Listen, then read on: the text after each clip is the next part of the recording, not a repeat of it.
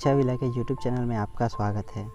यहाँ हम आपको ऑनलाइन क्लासेस कराएंगे, आपको पूरा कोर्स कंप्लीट कराया जाएगा और साथ ही कुछ महत्वपूर्ण एमसीक्यू क्वेश्चंस भी सॉल्व कराए जाएंगे। तो चलिए शुरू करते हैं आज का हमारा टॉपिक, जो है कृषि। तो कृषि का सामान्य अर्थ है फसल उत्पन्न करने की प्रक्रिया को कृषि कहते हैं, परंतु यह जो है वह सीमित अर्थों को व्यक्त करती है। तो कृषि की व्यापक परिभाषा क्या है? कृषि की व्यापक परिभाषा है प्राकृतिक संसाधनों के उपयोग द्वारा मानवीय आवश्यकताओं की पूर्ति करना। तो मानवीय आवश्यकताओं की पूर्ति हेतु कौन कौन से प्राकृतिक संसाधन हमें सहायता करते हैं? ये हैं पशुपालन, मधुमक्खी पालन, बागवानी और कुक्कुट पालन। ठीक है। इसके बाद है कि छत्तीसगढ़ एक कृषि प्रधान राज्य है।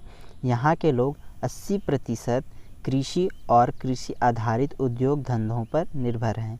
यानी कि कृषि और कृषि आधारित उद्योग धंधों का यहाँ के लोगों पर व्यापक असर है और व्यापक रूप से यहाँ के लोग कृषि और उनके आधारित उद्योग धंधों पर निर्भर हैं। ठीक है। एक प्रश्न आया था कि कितने प्रतिशत कृषक लघु और सीमांत कृषक की श्रेणी में आते हैं? तो इसका उत्तर है 76% कृषक लघु और सीमांत कृषक की श्रेणी में आते हैं। इसके बाद एक फैक्ट है कि यहाँ लगभग 51% क्षेत्रों में कृषि कार्य किया जाता है। इसके बाद एक और प्रश्न आया था कि कितने लाख कृषक जो हैं वो लघु और सीमांत कृषक की श्रेणी में आते हैं? तो इसका उत्तर होगा 37.46 लाख कृषक लघु और सीमांत कृषक की श्रेणी में आते हैं। इसके बाद हम फसलों को देख लेते हैं। यह फसलों का भाग एक यहाँ पर डिस्कस किया जाएगा। अगली वीडियो में आपको फसलों के बारे में ही और जानकारी प्राप्त होगी। ठीक है। तो सबसे पहले हम देख लेते हैं खरीफ फसलों को। तो खरीफ फसलें किन्हें कहते हैं? वे फसलें जो वर्षा ऋतु के प्रारंभ में बोई जाती हैं और शीत ऋतु के प्रारंभ में काट ली जाती हैं, उन फसलों को कहा जाता है खरीफ फसलें। और इनकी अवधि जो है वह 15 जून से 15 अक्टूबर के मध्य होती है। वहीं अगर रबी फसलों को देखें तो रबी फसलें वे फसलें होती हैं जो शीत ऋतु के प्रारंभ में बोई जाती हैं और ग्रीष्म ऋतु के प्रारंभ में काट ली जाती हैं।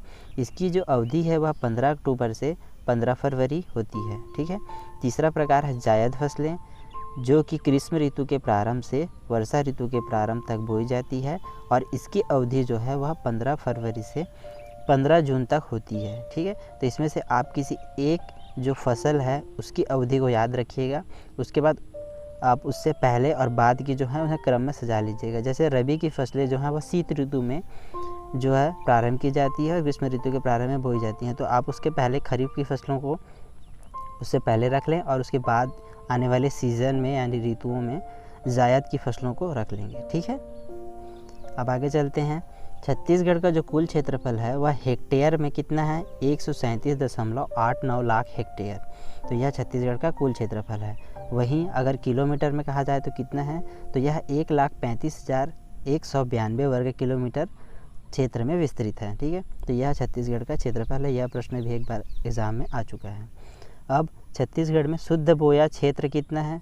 तो यह है 46.53 लाख हेक्टेयर, जो कि खरीफ फसलों का है।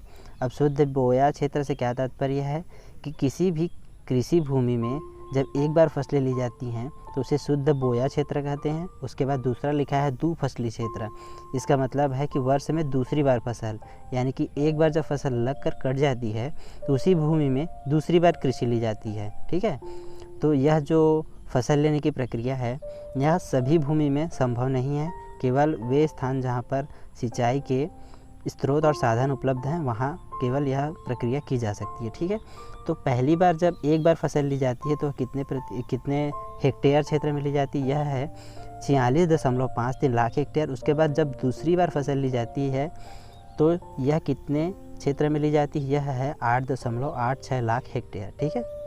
तो शुद्ध बोया क्षेत्र में लिखा है खरीफ फसल और दुफसली क्षेत्र में लिखा है रबी धन खरीफ फसल। इसका तात्पर्य है कि पहली जो खेती होती है वो खरीफ फसल की होती है और उसके बाद जब दूसरी खेती होती है तो रबी फसल की होती है और दोनों को मिलाकर 8.86 लाख हेक्टेयर कृषि जो है वह क्षेत्र में की जाती है। ठीक है। तो सकल बोया क्षेत्रफल कितना हुआ, यानी कि कुल मिलाकर कितने क्षेत्रफल पर फसलें बोई गई? तो वह होगा 55.40 लाख हेक्टेयर। ठीक है। दोनों को जोड़ने पर 55.40 लाख हेक्टेयर जो क्षेत्रफल है वह लगभग आएगा। ठीक है।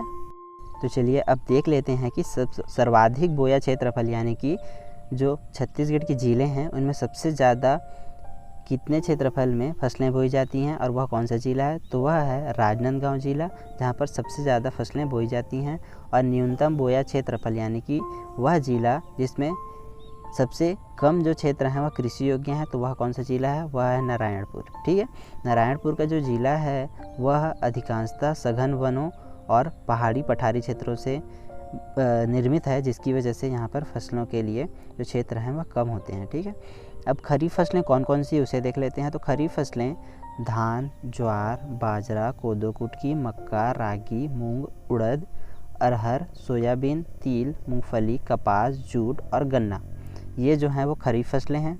ठीक है, वहीं रबी फसलें कौन कौन सी हैं, तो रबी फसलें हैं गेहूं, चना, जौ, मटर, तिवरा, सरसों, अलसी, सूरजमुखी, तरबूज, खरबूज और ककड़ी।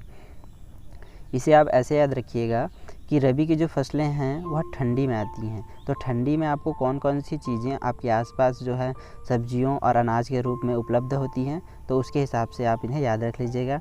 जैसे कि ककड़ी और खरबूज जो है वह कब आती है, सूरजमुखी को आपने कभी उगते हुए देखा होगा, और तरबूज यह कब आती है, तो इसके हिसाब से आप उन्हें आसानी से याद रख सकते हैं। ठीक है, अब आगे चलते हैं और उपयोग के आधार पर फसलों के वर्गीकरण को देख लेते हैं। तो पहला जो था वह जो है तिथि यानी कि साल के हिसाब से हमने फसलों के वर्गीकरण को खरीफ, रबी और जायद फसलों में देखा, परंतु अब हम इन्हें उपयोग के आधार पर वर्गीकृत करेंगे। ठीक है, तो खाद्यान्न फसलें कौन सी होती हैं, खाद्यान्न फसलें वे होती हैं जो खाने के लिए उपयोग होती हैं। वहीं दलहन फसलें कौन सी होती हैं, तो वे फसलें जिनसे दाल जो है हमें प्राप्त होता है वे दलहन फसलें कहलाती हैं। अब तिलहन फसलें कौन सी हैं, तो वे फसलें जो उनसे हमें तेल प्राप्त होता है वे तिलहन फसलें कहलाती हैं। वहीं नकदी फसलें कौन सी हैं, तो व्यावसायिक उपयोग हेतु यानी जो बेचने के लिए प्रयुक्त की जाती है, जो खाद्यान्न दलहन और तिलहन की श्रेणी में नहीं आते हैं, उन्हें नकदी फसलें कही जाती हैं। ठीक है, तो खाद्यान्न फसलें कौन कौन सी हैं, तो जैसे चावल, गेहूं, ज्वार, बाजरा, मक्का और रागी, ये जो है वे खाद्यान्न फसलें हैं। और दलहन फसलें यानी दाल किन से मिलता है, तो ये हैं चना, उड़द, अरहर और मूंग। ये बहुत आसान है याद करना, दलहन फसलें। और इन तिलहन और जायद फसलों को भी आप आसानी से वर्गीकृत कर सकते हैं। जैसे कि तिल से तेल मिलता है, राम तिल, सोयाबीन, मूंगफली, सूरजमुखी और सरसों। ठीक है, तो ये तिलहन फसलें हैं क्योंकि इनसे तेल की प्राप्ति होती है। वहीं जायद फसलें यानी व्यावसायिक रूप से उपयोग आने वाली फसलें कौन सी हैं, गन्ना, जूट, कपास, तरबूज, खरबूज और ककड़ी। ठीक है, ये जो है वो जायद फसलें हैं। इसके बाद हम छत्तीसगढ़ के विभिन्न खाद्यान्न के और उनके उत्पादन स्थलों को देखेंगे। उससे पहले दो फैक्ट देख लेते हैं। तो छत्तीसगढ़ का मुख्य खाद्यान्न फसल कौन सा है, तो छत्तीसगढ़ का मुख्य खाद्यान्न फसल है धान, और छत्तीसगढ़ को धान का कटोरा भी कहा जाता है, आपको पता होगा। ठीक है, अब जो खाद्यान्न हैं उनके उत्पादन और उनके उत्पादन स्थलों को देख लेते हैं। तो धान सबसे ज़्यादा कहाँ उगता है, जांजगीर चांपा में, तो ये आपको जांजगीर चांपा में धान दिखाई दे रहा होगा। उसके बाद आता है मक्का, मक्का कहाँ उगता है, दंतेवाड़ा में। और उसके बाद है गेहूँ, गेहूँ जो है वह राजनांदगांव में आपको दिखाई दे रहा होगा। यह जो जिलों के नाम हैं वह सर्वाधिक उत्पादक जिले हैं, यानी कि गेहूँ जो है वह राजनांदगांव में भी उगता है और अन्य जगहों में भी उगता है, परंतु सबसे ज़्यादा कहाँ उगता है, तो राजनांदगांव में। ठीक है, अब कोदो कुटकी को देखते हैं, तो यह है कांकेर। चना जो है वह बेमेतरा में सबसे अधिक उत्पादित होता है, ये रहा आपका चना जो कि बेमेतरा ज़िले में उत्पादित होता है। इसके बाद आता है मूंगफली, रायगढ़ में। उसके बाद तिल जो है वह भी आपको रायगढ़ में दिखाई देगा। इसके बाद तिवरा जो कि आपको मुंगेली ज़िले में सबसे ज़्यादा प्राप्त होगा। इसके बाद आता है अलसी, बलरामपुर में। तुअर जो है वह राजनांदगांव में, और राई सरसों जो है वह बलरामपुर में दिखाई देगा। ठीक है, अब कुछ और फसलों को देख लेते हैं। तो गन्ना जो है वह कबीरधाम में, सोयाबीन भी कबीरधाम में, और सूर्यमुखी सूरजपुर। इसे याद रखना बहुत आसान है, सूर्य और सूरज बहुत आसान है। सूर्यमुखी जो है वो सूरजपुर में उगता है। कपास जो है वह दुर्ग में, उड़द जो है वह कोंडागांव में, और राम तिल जो है वह जसपुर में। इसके अलावा जसपुर में चाय भी अधिक उत्पादित होता है। इसके बाद आता है कुल्थी जो कि कांकेर में उगता है, और उसके बाद आता है मटर जो कि बलौदा बाज़ार में सबसे ज़्यादा उत्पादित होता है। ठीक है, अब इनके उत्पादन क्रम के हिसाब से, यानी कि जितने जो उत्पादन कहना चाहिए कि ज़्यादा होता है, उनका जो है हम घटते क्रम देख लेते हैं। तो सबसे ज़्यादा कौन से फसल का उत्पादन होता है, तो सबसे ज़्यादा धान का उत्पादन होता है, उसके बाद चना और उसके बाद होता है मक्का। ठीक है। अब खाद्यान्न जो फसलें हैं, फसलों में आप देखिएगा सभी तरह की फसलें आती हैं, जैसे कि खाद्यान्न, रबी, खरीफ, जायद, जो भी इनका वर्गीकरण होगा उसमें सभी फसलें आती हैं। पर खाद्यान्न फसलें जो हैं इनमें वही फसलें आती हैं जो खाने के लिए उपयोग होती हैं। जैसे धान आप देख सकते हैं यह खाद्यान्न फसल है, लेकिन चना जो है वह दलहन फसल है। लेकिन खाद्यान्न फसलों में केवल खाने के लिए उपयोग आने वाली फसलें हैं। तो धान पहला है, उसके बाद मक्का, उसके बाद गेहूँ, उसके बाद कोदो कुटकी का उत्पादन होता है। वहीं दलहन फसलों की बात करें तो सबसे ज़्यादा उत्पादन होता है चना का, उसके बाद लाख, उसके बाद उड़द और सबसे अंत में कहना चाहिए चौथे क्रम में तिवरा का होता है। ठीक है। उसके बाद आता है तिलहन। तो तिलहन फसलों में तिलहन जो है उसका उत्पादन होता है, उसके बाद होता है मूंगफली और उसके बाद होता है सरसों। ठीक है। अब उत्पादकता एक टर्म है, और उत्पादकता का तात्पर्य है प्रति हेक्टेयर क्षेत्र में उत्पादन, और उत्पादन का जो तात्पर्य है वह कुल उत्पादन से है। ठीक है। तो उत्पादकता में क्रम किसका पहले आता है, तो वह है गन्ना, उसके बाद मक्का, उसके बाद धान। यानी प्रति हेक्टेयर क्षेत्र में सबसे ज़्यादा कौन सी फसल उत्पादित होती है, तो गन्ना, उसके बाद मक्का, उसके बाद धान। ठीक है। अब आगे चलते हैं और कुछ फैक्ट्स देख लेते हैं। तो मुख्य दलहन फसल छत्तीसगढ़ की कौन सी है, तो वह है चना।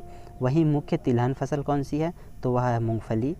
और छत्तीसगढ़ राज्य में सर्वाधिक क्षेत्र में धान बोई जाती है और उसके बाद मक्का बोई जाती है। ठीक है। यानी कि रकबा जो है वह धान का सबसे ज़्यादा होता है, उसके बाद मक्का का होता है। वहीं फसलों का अगर क्रम देखें, जो विभाजन है उसके हिसाब से, तो सबसे पहले आता है खाद्यान्न फसलें सबसे ज़्यादा होती हैं, उसके बाद दलहन फसलें और अंत में होता है तिलहन फसलें। ठीक है। इसी के साथ हम हमारा आज का वीडियो जो है वह समाप्त करते हैं। फसलें पार्ट 2 और कृषि का दूसरा भाग लेकर हम अगले वीडियो में आपके सामने आएंगे।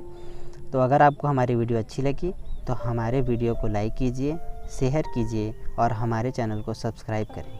Thank you.